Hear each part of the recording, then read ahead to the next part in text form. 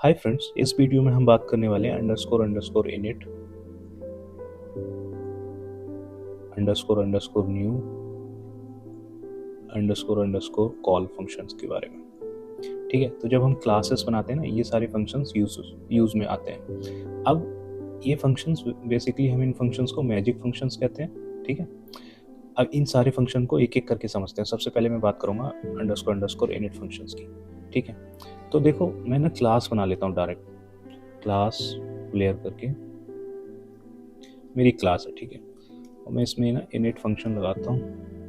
मैं इसमें ए और बी कर देता हूँ। ठीक है, और self dot my is equal to B कर देता हूँ। ठीक है, और जब आप ये सारे इनिट का तो आप लोगों को पता ही होगा, तो ए का वैल्यू मैं 5 रख देता हूँ, बी का वैल्यू हाई कर देता हूँ। ठीक है, और ये हो गया पी।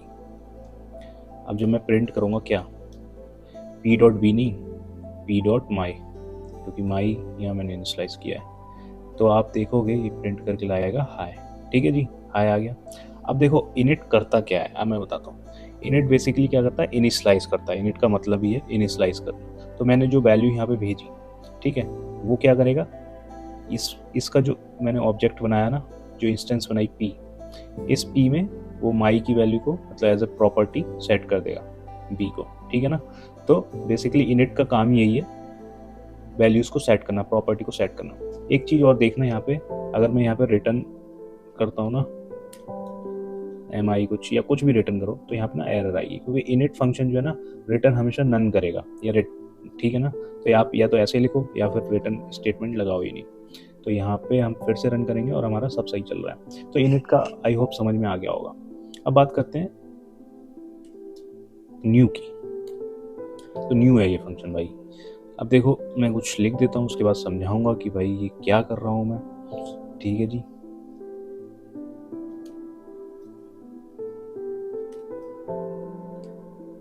KW किधर गया, चलो फिर से चलाते हैं। टेक्स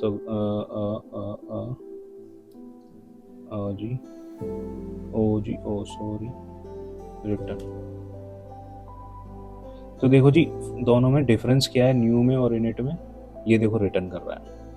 अब ये न्यू है क्या चीज, देखो जब जब जब भी हम ना, देखो इनिट का तो मतलब था कि इनिशियलाइज करना, लेकिन जब भी हम कोई ऑब्जेक्ट बनाते हैं ना, इंस्टेंस बनाते हैं, तो सबसे पहले ना न्यू चलता है। मतलब कि सबसे पहले यहाँ पे आएगा। अगर मैं यहाँ पे प्रिंट करूँ प्रिंट 1 और यहाँ प्रिंट करूँ प्रिंट 2, तो देखना पहले ना 1 प्रिंट होगा। ठीक है, पहले 1 प्रिंट हुआ फिर 2 प्रिंट हुआ। इसका मतलब है कि सबसे पहले न्यू फंक्शन चला। ठीक है, अब ये हटा देता हूँ। अब ये न्यू फंक्शन क्या कर रहा है, न्यू फंक्शन ऑब्जेक्ट बना रहा है। तो ये जो ऑब्जेक्ट बन रहा है ना, ये जो पी रिटर्न होके आ रहा है ना, ये इस फंक्शन की वजह से आ रहा है ना, कि क्योंकि यहाँ से तो कुछ रिटर्न ही नहीं करते इनिट से, तो हम है ना, इनिट तो बस इनिशियलाइज करता है वैल्यूज को। अब न्यू अगर जैसे मतलब ये ना बाय डिफॉल्ट न्यू आता है, मतलब आपको बनाने की जरूरत नहीं, कुछ केसेस में बनाने की जरूरत है, वो मैं बता देता हूँ कहाँ बनाने की जरूरत है। तो अंडरस्कोर अंडरस्कोर न्यू।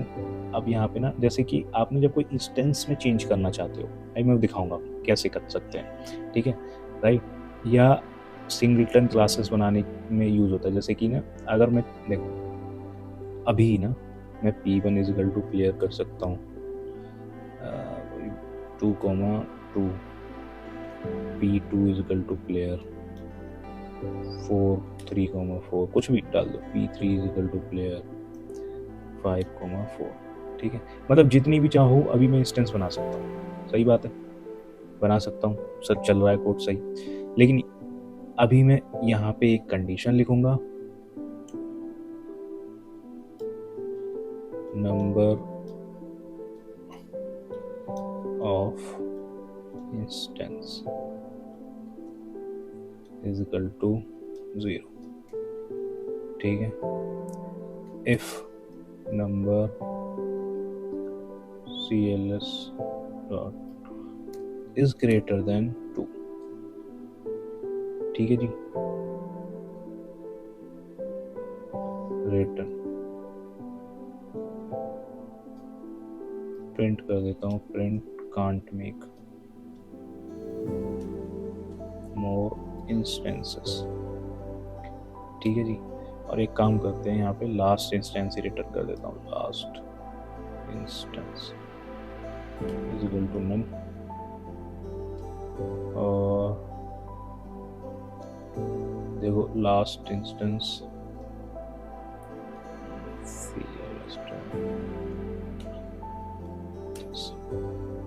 और रिटर्न किया मैंने CLS डॉट, ठीक है, रिटर्न किया यहाँ पर CLS डॉट, और यहाँ पे CLS dot number of instance plus equal to 1, correct. अब देखो ये मैं कोड क्या कर रहा हूँ बेसिकली, जब भी मतलब अभी क्या है ना, आप यहाँ पे एक इंस्टेंस बना रहे हो है ना, और मैंने इसका नंबर ऑफ इंस्टेंस को बढ़ा दिया। अब मैं यहाँ पे कोड क्या कर रहा हूँ कि अगर दो से मतलब सिर्फ और सिर्फ दो ही इंस्टेंस बन पाए, समझ रहे हो, सिर्फ दो से ज़्यादा ना बन पाए, तो ये क्या कर रहा है, देखो जैसे इंस्टेंस बनी इसकी वैल्यू बढ़ी और मैंने इस इंस्टेंस को रिटर्न कर दिया। लेकिन जब यहाँ पे आएगा ना ये कंडीशन ट्रू हो जाएगी, तो ये लास्ट इंस्टेंस ही करेगा, मतलब कि आप ना बना तो पाओगे, लेकिन आप जब देखोगे यहाँ पे P3 is equal to 64, P4 जो P4 और P3 का आईडी जो होगा ना वो सेम ही होगा। मैं प्रिंट करा के अभी दिखाता हूँ अभी आप लोगों को, print ID of P3, print ID of P4, ठीक है जी, ठीक है, ये प्रिंट हो क्या रहा है, कांट मेक मोर इंस्टेंस है, और आप देखोगे यहाँ पे ये जो है ना ये क्या है, ये सेम वैल्यू आ रही है ना, ये सेम वैल्यू आ रही है आईडी की। मतलब कि जब दो से बड़ा हो जाता है ना नंबर ऑफ इंस्टेंस, तो ये क्या करता है, वही पुराना इंस्टेंस जो है रिटर्न कर देता है, नया ऑब्जेक्ट बना ही नहीं रहा, नया इंस्टेंस बना ही नहीं रहा, राइट। तो इस तरीके की हम छेड़छाड़ यहाँ इस वाले फंक्शन में कर सकते हैं अंडरस्कोर न्यू में, है ना। एक और मैं बताता हूँ एग्जाम्पल, हम क्या कर सकते हैं, मतलब हम ऐसा क्या कर सकते हैं जो इनिट में नहीं कर सकते, यहाँ कर सकते हैं, राइट। मतलब ज़्यादा सोफिस्टिकेटेड है वो, मेरा कोई एक एग्जाम्पल ध्यान में आ रहा है तो मैं वही बताता हूँ। जैसे कि मतलब यही मैंने लास्ट देखा था, थोड़ा टाइम लगेगा मुझे कुछ नया सोचने में, तो मैं क्या करता हूँ, मैं ना एक इंटीजर बनाने की कोशिश कर रहा हूँ, ठीक है। लेट्स से मैं एक क्लास बना रहा हूँ, क्लास फ्लोर इंट, ठीक है, मैंने फ्लोर इंट बनाई। ये क्या कर रहा है, ये int as a parent class ले रहा है। अब देखो, ठीक है जी, ये क्या लेगा, एक वैल लेगा, सॉरी मैं न्यू बनाने वाला था,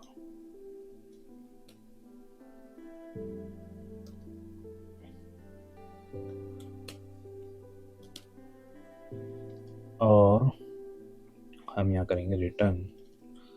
देखो पेरेंट क्लास यहाँ इंट है तो मैं इंट डॉट लिखूंगा, ठीक है ना। अब यहाँ पे क्या था, पेरेंट क्लास ऑब्जेक्ट थी, तो हम क्या कर रहे थे, ऑब्जेक्ट डॉट कर रहे थे यहाँ पे इंस्टेंस बनाते टाइम, यहाँ पे object dot, right.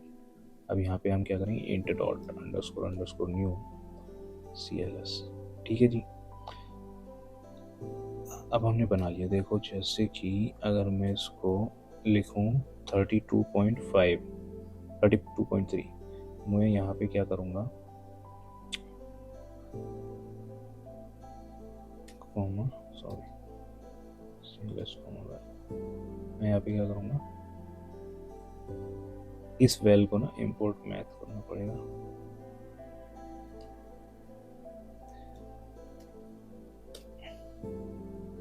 Math dot floor val is equal to, ठीक है जी। अब देखना f is equal to print f करोगे तो क्या आएगा, बताओ जो, बताओ क्या आएगा। इसको मैं कर देता हूँ कमेंट,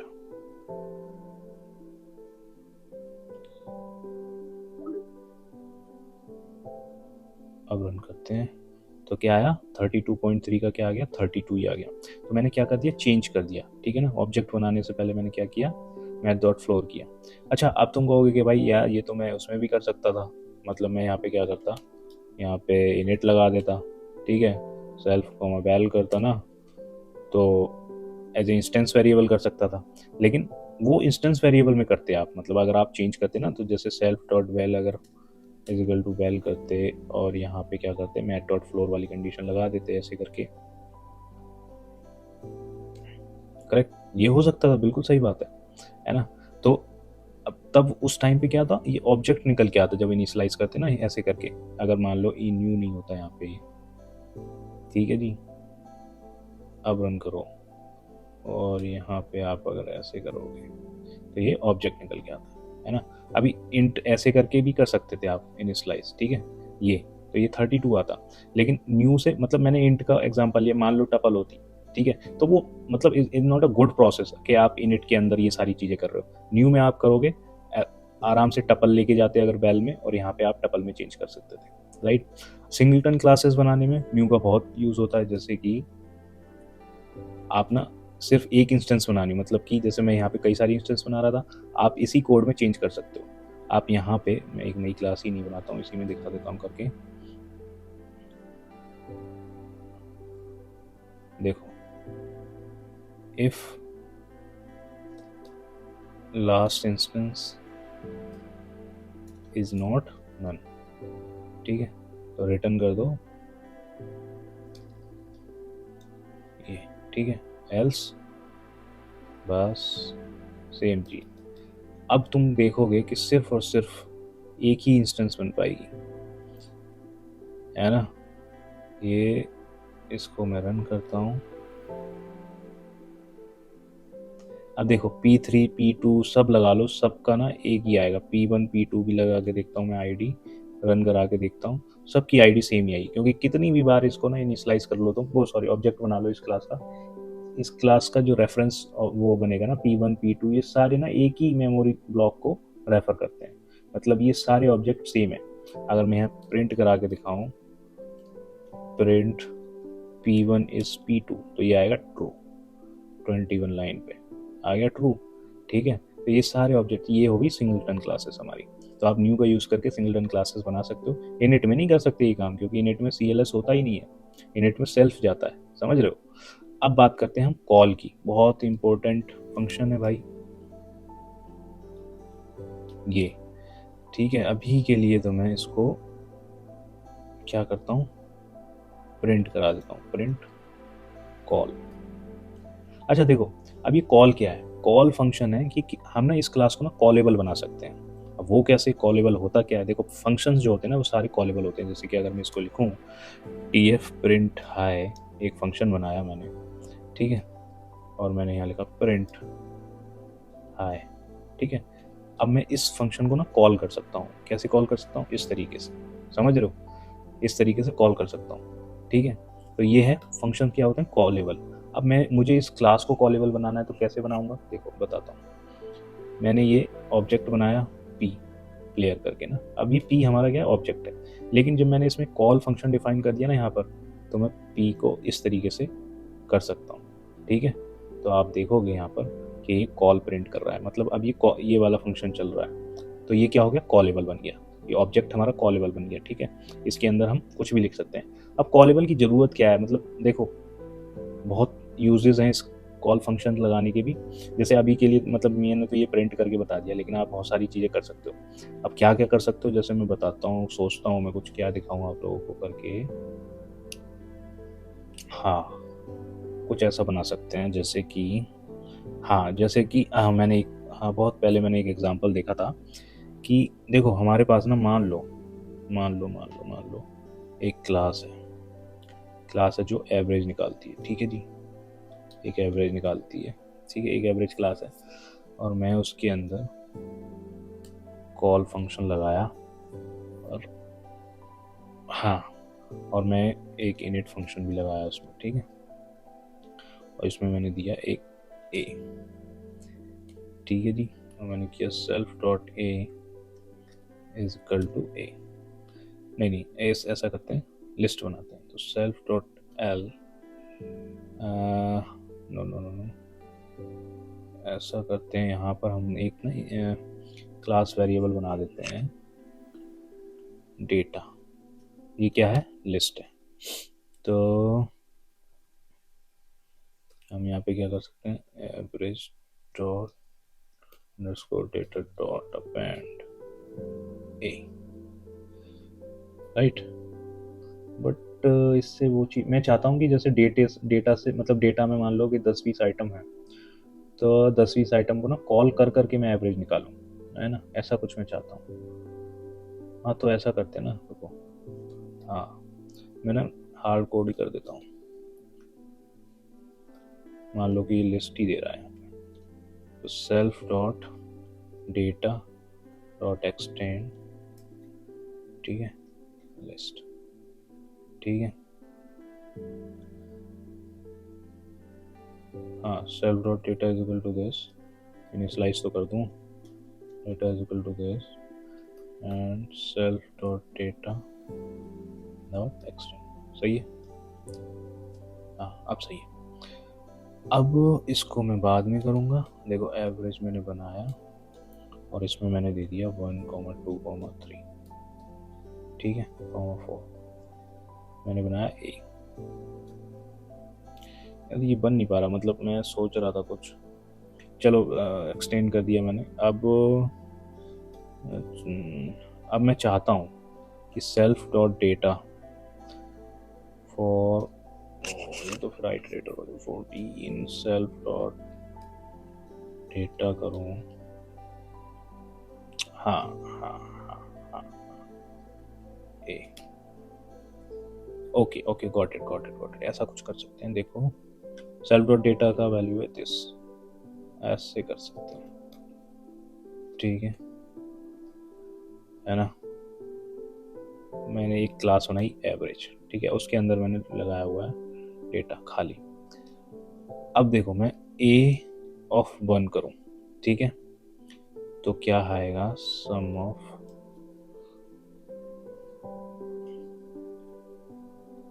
है ना, sum of 1, sum of A divide by len of A, यही होगा एवरेज, एवरेज है ना, तो ये क्या होगा, रिटर्न, सही है जी।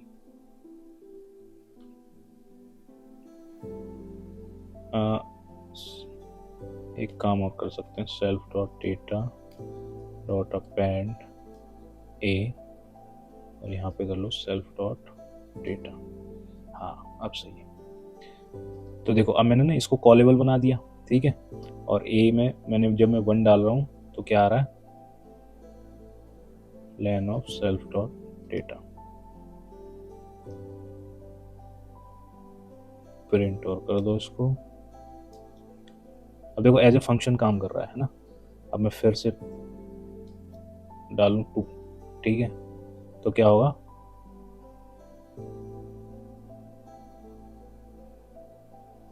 फिर से मैं डालूं 3 तो आ रहा है 2, ठीक है, और मैं फिर से डालूं 4 तो आ रहा है 2, फिर डालूं 5, कहीं गड़बड़ चल रही है मुझे लग रहा है, फिर आ रहा है 3, या ये सही आ रहा है, 1 + 2 = 3/2, ओके, ये ऐसे कर, ठीक है जी। तो ये हमारा क्या आ रहा है, एवरेज आ रहा है निकल के। तो एवरी टाइम मैं क्या कर रहा हूँ, एज ए फंक्शन काम कर रहा हूँ कि मैंने पहले 1 डाल दिया, अब इसमें आया 1.0, फिर अब यहाँ पे 2 डाला तो डेटा में इस वाली लिस्ट में 1 और 2 दोनों गए, तो फिर उनका एवरेज आएगा। फिर मैंने 3 डाला तो उसमें 1, 2, 3 गए यहाँ पे, मतलब एवरी टाइम जब मैं डाल रहा हूँ इसकी जो वैल्यू है ना यहाँ पे, ये ए का वैल्यू 1 था पहले, फिर 1,2 हो गया सेल्फ डॉट डेटा का वैल्यू, सॉरी, फिर 1,2,3 हो गया, इस तरीके से बढ़ता जाएगा और उनका एवरेज यहाँ निकलता जाएगा। बट इसमें अच्छी बात यह है कि मैंने कॉल कर रहा हूँ सीधा सीधा, है ना, ये कॉल कर रहा हूँ यहाँ पे और ये काम चल रहा है। तो आई होप कि कुछ थोड़ा बहुत क्लियर हुआ होगा, कॉल न्यू, है ना, और इनिट फंक्शन में डिफरेंस क्या होता है। इफ अगर आप लोगों को अच्छी लगी है वीडियो तो लाइक